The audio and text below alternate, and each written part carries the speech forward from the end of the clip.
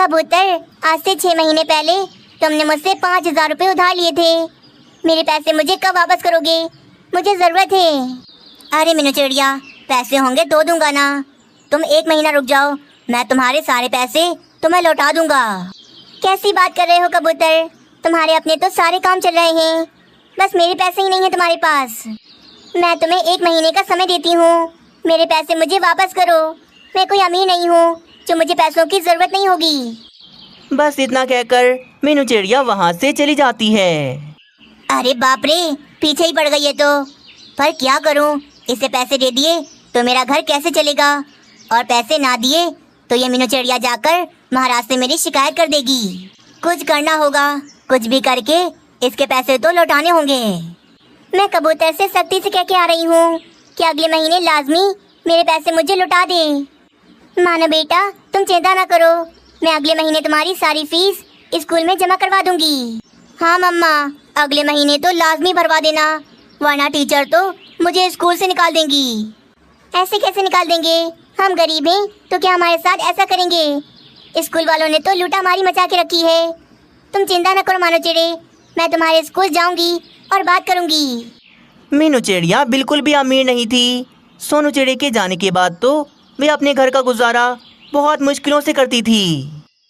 फिर देखते ही देखते दिन बीतते जाते हैं और पूरा 1 महीना गुजर जाता है। एक दिन की बात है, कबूतर मीनू चिड़िया के घर पर काफ़ी सारे ड्रम लेके आ जाता है। मीनू चिड़िया, मैंने बहुत मेहनत की, परंतु मैं तुम्हारे 5,000 रुपये तुम्हें नहीं दे सकता। इसीलिए मेरे पास ये 10 ड्रम पड़े हैं। तुम पैसों के बदले मुझसे ये ड्रम ले लो। क्या? पर कबूतर, इतने सारे ड्रम का मैं क्या करूँगी? मुझे तो पैसों की ज़रूरत है। तुम तो जानती हो ना मैं कितना गरीब हूँ। 3 महीने पहले मेरी पत्नी को हार्ट अटैक आ गया था, जिसकी वजह से अब मेरे सारे पैसे उसके इलाज में लग जाते हैं। मुझे माफ़ करना यार, मैं तुम्हारे पैसे तुम्हें नहीं लौटा सकता। तुम मुझसे ये ड्रम ले लो और हिसाब पूरा करो। मीनू चिड़िया कबूतर का मासूम चेहरा देखकर भावुक हो जाती है। उसे क्या पता था कि कबूतर तो अंदर से बहुत ही चालाक है। अच्छा कबूतर, तुम परेशान ना हो ज़्यादा। तुम्हारे पास पैसे नहीं हैं तो कोई बात नहीं, मैं तुमसे तुम्हारे ये सारे ड्रम ले लेती हूँ। ये सुनकर कबूतर तो बहुत ज़्यादा ही खुश हो जाता है। बेवकूफ़ चिड़िया, ज़रा सा रोना धोना किया, पिघल गई मेरी बातों में। चलो, अब इसके उधार की चिंता तो मेरे सर से गई। खुशी खुशी कबूतर फिर वहाँ से चला जाता है। मैंने कबूतर की मजबूरी को देख के इतने सारे ड्रम तो ले लिए, पर अब मैं क्या करूँगी इन ड्रम का? मुझसे कौन खरीदेगा? मम्मा, आपने बिल्कुल अच्छा नहीं किया। हम क्या करेंगे इतने सारे ड्रम का? आपको पैसे लेने चाहिए थे। अब मेरी स्कूल की फीस कैसे भरेगी? मुझे स्कूल से निकाल देंगे। आपको मेरा बिल्कुल ख्याल नहीं है, हमेशा दूसरों का ही सोचती रहती हो। मानो चिड़ी, तुम ये मुझसे किस तरह बात कर रहे हो? तुम्हें चिंता करने की कोई ज़रूरत नहीं है, मैं सब कर लूँगी। फिर रात हो जाती है। दोनों माँ बेटा आराम से सो जाते हैं। अरे माँ, तुम कब आई? और ये क्या, अपने साथ ये क्या लेके आई हो? मेरी बेटी, तेरे घर में तो बहुत गर्मी है, तेरा घर तो बहुत गर्म है। देख, मैं तेरे लिए ये ठंडी हवा देने वाला कूलर लेके आई हूँ। वाह, ठंडी हवा देने वाला कूलर। पर माँ, ये किसने बनाया? ये कूलर तो वाकई में बहुत ठंडी हवा दे रहा है। अरे बेटी, तू भूल गई इतनी जल्दी? ये कूलर तूने ही तो बनाया था, तेरे हाथ का बना हुआ कूलर है ये। मैंने बनाया था, पर माँ मुझे तो याद नहीं आ रहा कि मैंने ये कूलर कब बनाया। बस फिर मीनू चिड़िया की माँ ये कहकर वहाँ से जाने लगती है। माँ कहाँ जा रही हो? मुझे बता के तो जाओ, इतना बढ़िया कूलर किसने बनाया? तभी ही मीनू चिड़िया की आँख खुल जाती है और उसका सपना टूट जाता है। अच्छा, तो ये सपना था मेरा। तभी मीनू चिड़िया की नज़र अपने घर में रखे हुए उन सारे ड्रमों पर पड़ती है। वाह, मिल गया उपाय मुझे। मेरी माँ की क्या बात है, उन्होंने सपने में ही मुझे इतना बढ़िया उपाय दे दिया। मुझे समझ आ गई कि इतने सारे ड्रमों का मुझे अब क्या करना है। मैं अब कमाऊंगी पैसे, वो भी बहुत सारे। फिर अगले दिन सुबह मीनू चिड़िया बाजार कुछ सामान लेने के लिए चली जाती है। थोड़ी देर के बाद मीनू चिड़िया बाजार से एक छोटा फैन और साथ में उसकी जाली भी लेकर आती है। मम्मा, आप ये क्या कर रही हो? मुझे बताओ तो। मानो बेटा, तुम बस अब देखते जाओ कि मैं क्या करती हूँ। मीनू चिड़िया फिर एक ड्रम को लेकर उसे बीच में से काटने लगती है। वे ड्रम को बीच में से गोल सा काट देती है। वे जो बाजार से फैन लेकर आई थी, वे उसी फैन को उस ड्रम के अंदर फिट कर देती है और ऊपर से जाली लगा देती है। चलो, अब इस ड्रम के अंदर बर्फ डालती हूँ, फिर आएगा मजा। फिर इससे बड़े बड़े बर्फ के टुकड़े निकालकर मीनू चिड़िया उस ड्रम के अंदर डालने लगती है। फिर मीनू चिड़िया फैन ऑन करती है। गर्मी के इस गर्म मौसम में वे फैन तो एसी जैसी ठंडी हवा दे रहा था। वाह भाई वाह, मेरा उपाय काम कर गया। ये ड्रम तो वाकई में एसी जैसी ठंडी हवा दे रहा है।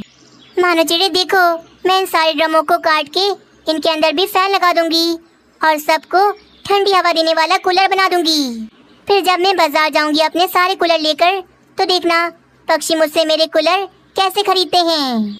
मैंने तुमसे कहा था मानो चिड़े, मैं तुम्हारी फीस भर दूंगी, तुम परेशान न हुआ करो। मम्मा, आप मेरे बारे में कितना सोचती हो और कल मैं आपसे कितना गलत कह रहा था। मुझे माफ़ कर दो। मानो चिड़े, तुम्हें गलती का एहसास हो गया, मेरे लिए यही बड़ी बात है। मैं तुमसे अब बिल्कुल नाराज़ नहीं हूँ। वैसे मम्मा, हमारा ये कूलर तो वाकई में बहुत ठंडी हवा दे रहा है।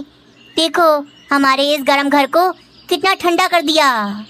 मीनू चिड़िया फिर अपना वे कूलर लेकर उल्लू सेठ के घर पर आ जाती है। उल्लू सेठ, आप मुझसे मेरा ये कूलर खरीद लें। मेरा ये कूलर एसी जैसी ठंडी हवा देता है। अगर आप मेरे इस कूलर को चलाएंगे तो इसे चलाने के बाद आपके घर में जो एसी लगा है उसे चलाने की ज़रूरत नहीं पड़ेगी। अच्छा, ऐसी बात है। मीनू चिड़िया, कहीं तुम मुझसे झूठ तो नहीं बोल रही? मैं झूठ नहीं बोल रही। आप अपने एसी को बंद करके आज सारा दिन मेरे इस कूलर को चलाएं। देखना, आपका घर बहुत ठंडा रहेगा। अच्छा ठीक है। वैसे कितने में बेच रही हो ये कूलर? 1000 रुपये में, सिर्फ 1000 रुपये में। उल्लू सेठ वे कूलर खरीद लेता है। मीनू चिड़िया अपने 1000 रुपये लेकर वहीं से बाजार चली जाती है। थोड़ी देर के बाद वे बाजार से काफ़ी सारे फैन लेकर आती है और अपने काम पर लग जाती है। वे जल्दी जल्दी सभी ड्रमों को बीच में से काट रही थी। वे ड्रम के बीच में गोल सा सुराख करती और उसी के अंदर वे फैन को फिट कर देती। 2 दिन फिर गुजर जाते हैं। आज के दिन मीनू चिड़िया अपने सारे ड्रम वाले एसी ठेले पर रखकर जंगल में आ जाती है। आओ पक्षियों आओ, गर्मी के इस मौसम में सस्ता एसी ले लो। नए आविष्कार के साथ ड्रम वाला एसी ले लो।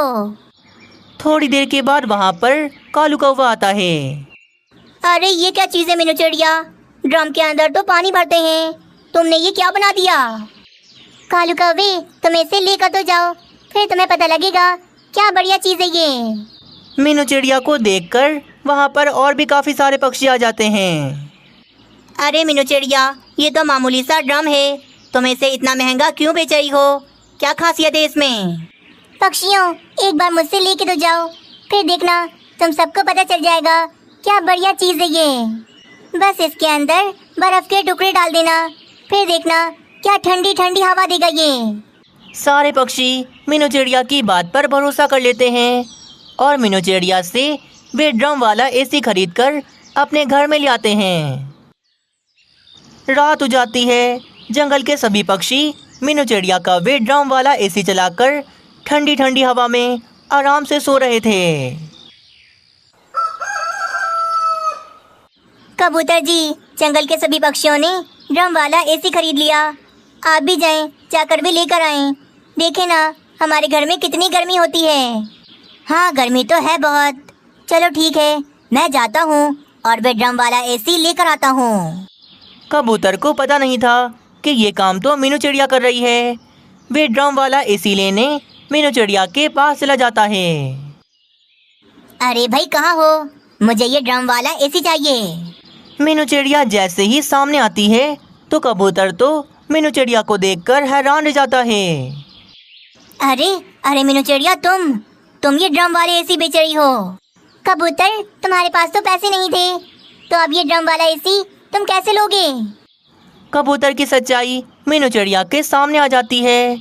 कबूतर तो बहुत ज्यादा शर्मिंदा हो जाता है। जंगल के सभी पक्षियों ने मिलकर अपनी जमीन पर गंदम, चावल और दालों की फसलें लगाई हुई थीं। बस जल्दी से बारिश हो जाए ताकि हमारी फसलें बड़ी हो जाएं और हमें ज्यादा मुनाफा मिले। मीनू चिड़िया, दूसरे जंगलों में तो बारिशें हो गई कब की, अब हमारी बारी है। हमारे जंगल में भी जल्द ही बारिशें होने वाली हैं। 2 दिन गुजर जाते हैं। अगले दिन सुबह से ही ठंडी हवाओं के साथ बारिशें शुरू हो जाती हैं। अरे वाह वाह, बारिशें हो गई, बारिशें हो गई। अब ये फसलें पककर बड़ी हो जाएंगी और हमें ज्यादा मुनाफा मिलेगा। हाँ, हमारे पूरे साल की मेहनत अब रंग लाने वाली है। मुझे तो बहुत खुशी हो रही है। हाँ तो खुशी क्यों ना हो, हमने पूरा साल उन फसल पर मेहनत की है। धूप गर्मी में भी उनका बहुत ख्याल रखा है। अब बारिश के बाद हमारी सारी फसलें पक जाएंगी, फिर उन्हें बेचकर हम ज्यादा मुनाफा कमाएंगे और जो भी पैसे होंगे वे आपस में बांट लेंगे। लगातार आज सारा दिन ही बारिशें होती रहती हैं। बारिश का पानी मिलने से पक्षियों की फसलें और भी ज्यादा ताज़ा हो गई थीं।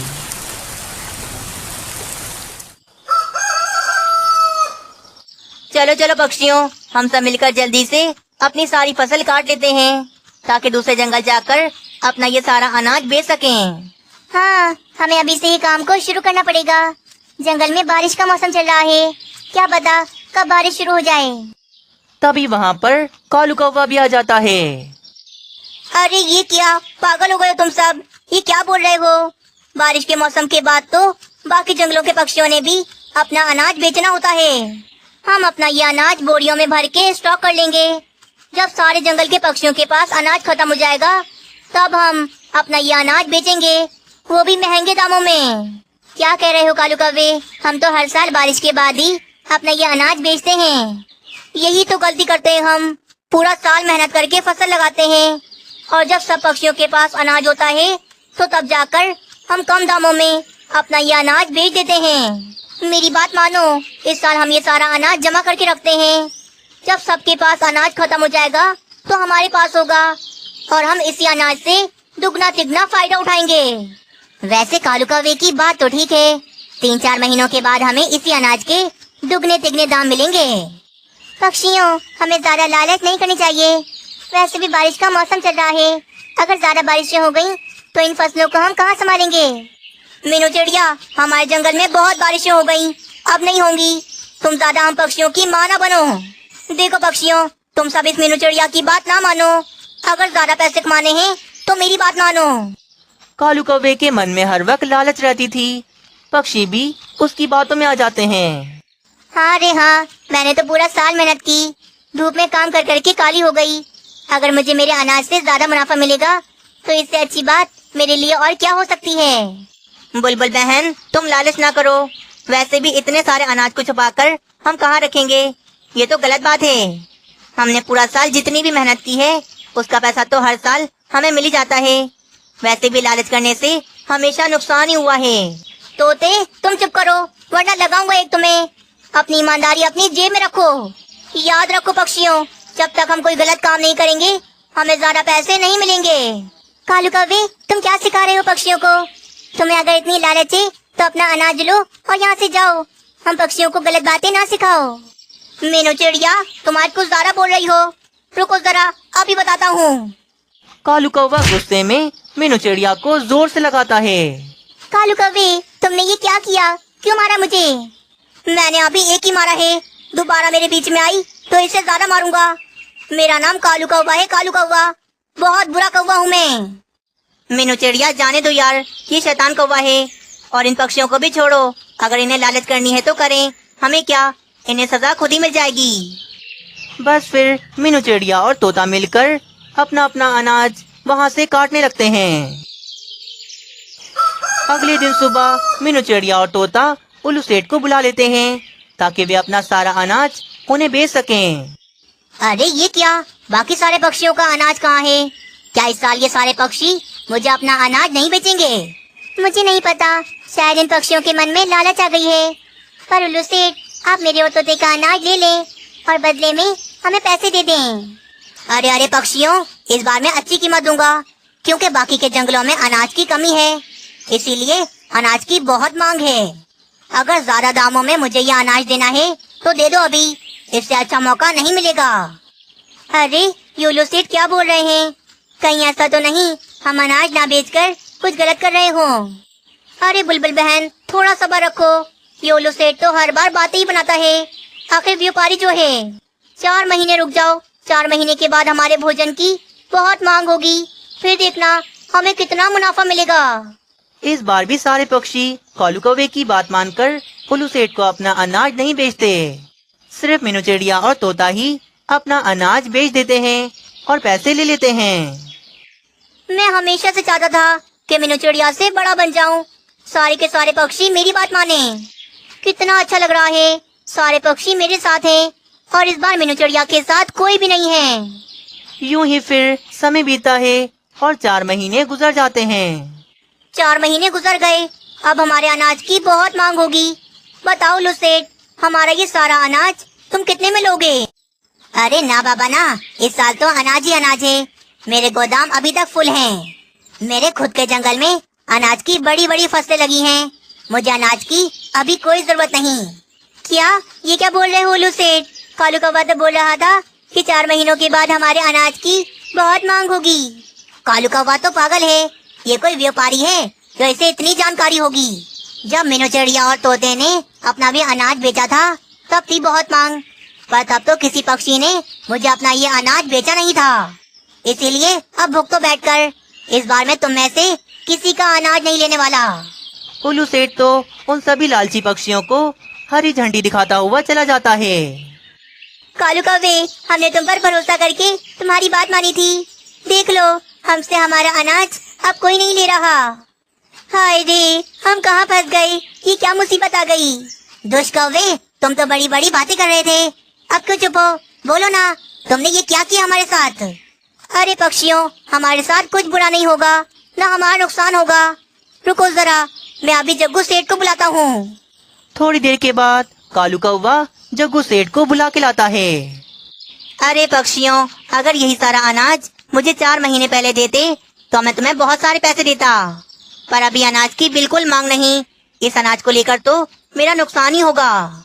जग्गू सेठ, आप तो ऐसा न बोलो, हमारी सालों की मेहनत है, अगर ये अनाज ना बिका तो हमारा बहुत नुकसान हो जाएगा। अच्छा ठीक है, मैं खरीद लेता हूँ, पर बहुत कम दाम दूंगा, क्योंकि अब तो ये अनाज ताज़ा भी नहीं है। एक बोरी के सिर्फ 100 रुपए। क्या मुफ्त का माल है ये? चलो भाग जाओ यहाँ से, हमें नहीं बेचना तुम्हें कुछ भी। जग्गू सेठ भी वे अनाज नहीं खरीदता और वहाँ से चला जाता है। ये सारा कुछ इस कौवे की वजह से हुआ है, बहुत शातिर बन रहा था, मीनू चिड़िया का मुकाबला करने चला था।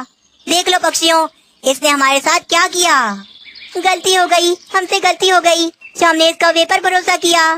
हाय रे, हमें उस समय कितने अच्छे पैसे मिल रहे थे, पर हमने इस कौवे की बातों में आकर अपना अनाज ना बेचा। उन सारे पक्षियों को कालू कौवे पर बहुत गुस्सा आ रहा था। वे कालू कौवे को बहुत मारते हैं और अपना गुस्सा निकालते हैं।